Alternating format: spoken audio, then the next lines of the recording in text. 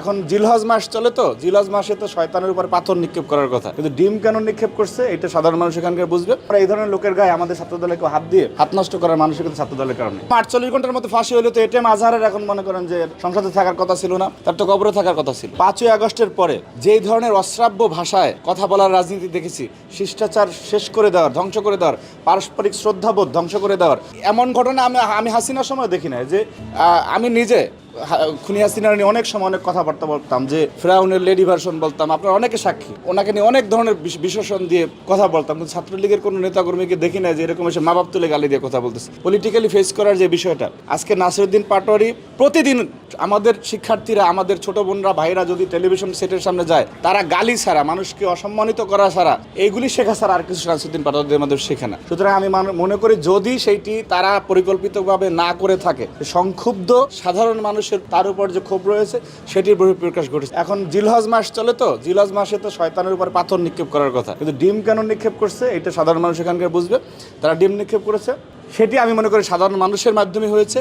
ছাত্রদল, যুবদলের কোনো প্রকারের কোনো নেতাকর্মী সেখানে অংশগ্রহণ করেন। ঘটনা ঘটলে সেইটার প্রতিবাদ হতেই পারে। সরকার তার জায়গা থেকে, নৈতিকতার জায়গা থেকে, দায়িত্বের জায়গা থেকে সেই দায়িত্ব, আমি তো আগেই বললাম যে দায়িত্ব যদি ঘাটতি থাকে সেখানে আমরা সবাই মিলে প্রশ্ন করব।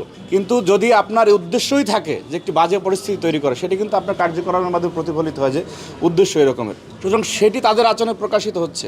আপনি দেখেন যে যার সন্তান মারা গিয়েছে, সে তারেক রহমানের উপস্থিতিতে কি বলেছে, যে আপনি যে আমার আবার বাসায় আসবেন, সৌভাগ্যের বিষয়ে কথা বলার পরে বলেছে, কিন্তু আমি মনে করি যে আপনি অন্য 10 জনের মতো না, আপনি আসবেন, সেটি তিনি জানতেন। অর্থাৎ তারেক রহমান সম্বন্ধে সাধারণ মানুষের সেন্টিমেন্ট এরকমের যে তারেক রহমানের একজন কন্যা সন্তান রয়েছে, যে তারেক রহমান এই ঘটনার বিচার স্থাপিত করে এই দৃষ্টান্ত স্থাপন করবেন যে বাংলাদেশে এই ঘটনার যাতে আর কোনো পুনরাবৃত্তি না হয়, সেটা আপনার আমার সবার চাওয়া উচিত আমাদের। কারণ আপনারও বোন আছে, ভাইস্তি আছে, ভাগ্নি আছে।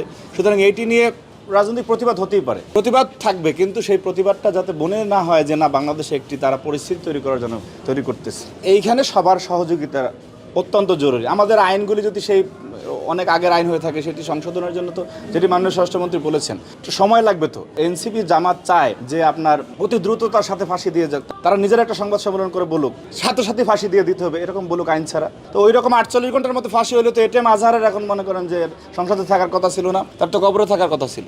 সুতরাং একটা প্রসিডিউর তো আপনি মেনটেন করতে হবে, যে এখন চার্জশিটটা হয়ে গিয়েছে, অতি দ্রুততার সাথে যদি দৃষ্টান্ত স্থাপন করে, তার সরকারই তো লাভ। আমি যারা প্রশ্ন করতেছি তারা এবার প্রশংসা করবে।